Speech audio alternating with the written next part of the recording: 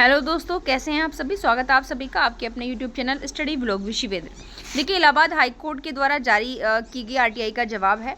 ये 14 जनवरी को ही आपका इशू है 2026 को। ये आरटीआई कब डाली गई थी, तो आप देख रहे हैं कि यहाँ पर with reference to your online application bearing registration number, date आपकी 16/12 यानी कि 16 दिसंबर 2025 को डाला गया था, जिसका कि जवाब यहाँ पर दिया जा रहा है। जवाब आपका 14 जनवरी को इशू किया इलाहाबाद हाई कोर्ट के द्वारा।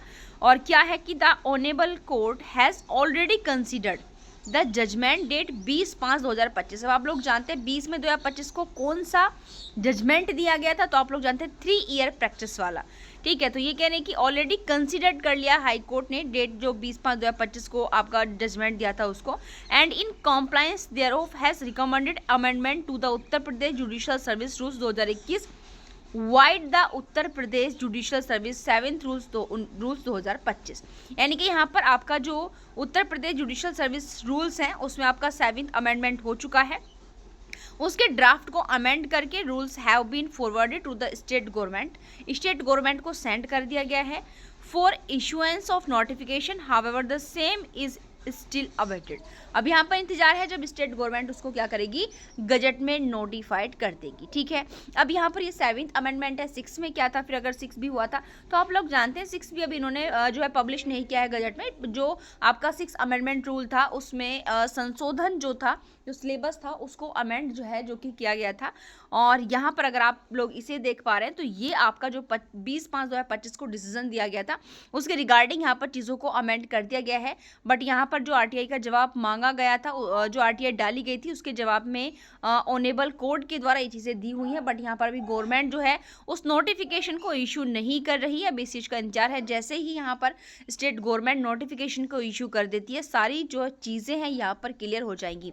बट आप लोग याद रखें कि यूपी की वैकेंसीज में अब समय नहीं है, क्योंकि आप जानते हैं कि सिलेबस भी आपका अपडेट हो चुका है और 20/5/2025 वाला जो आपका जजमेंट था वो भी आपका कंसीडर हो चुका है। 7th अमेंडमेंट हो चुका है उत्तर प्रदेश जुडिशियल सर्विस रूल्स के अंदर। तो अब ये कि आप लोग इंतजार करें वैकेंसी कब आएंगी, कि ध्यान रखिएगा जब हम इंतजार करते हैं कि वैकेंसी कब आएंगी तो सिलेक्शन नहीं होता। क्यों?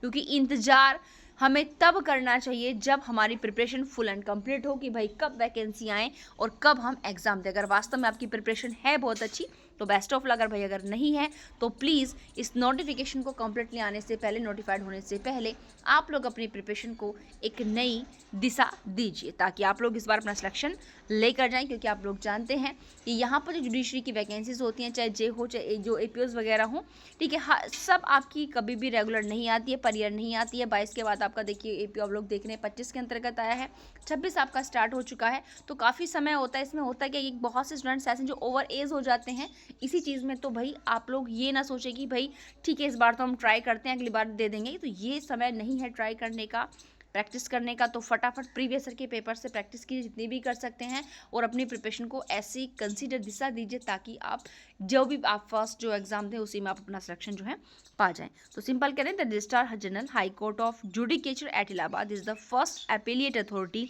under Right to Information Act 2005 and the appeal if so preferred can be filed within 30 days from the receipt of this reply। अगर आपको इसके एवज में कोई अपनी अपील करनी है तो आपको इसके रिसिप्ट के इसमें आपको 30 दिन के अंदर जो है आप कर सकते हैं। ये सारी चीज़ें नॉर्मल है, ठीक है। बट आप यहाँ याद रखें कि कभी भी गवर्नमेंट जो है, गवर्नमेंट को सारी चीज़ें अपडेट होकर जा चुकी हैं, फॉरवर्ड हो चुकी हैं। गवर्नमेंट कभी भी आपको नोटिफिकेशन इशू कर सकती है। तो आज के लिए इतना ही, मिलते हैं नेक्स्ट वीडियो में। Thank you.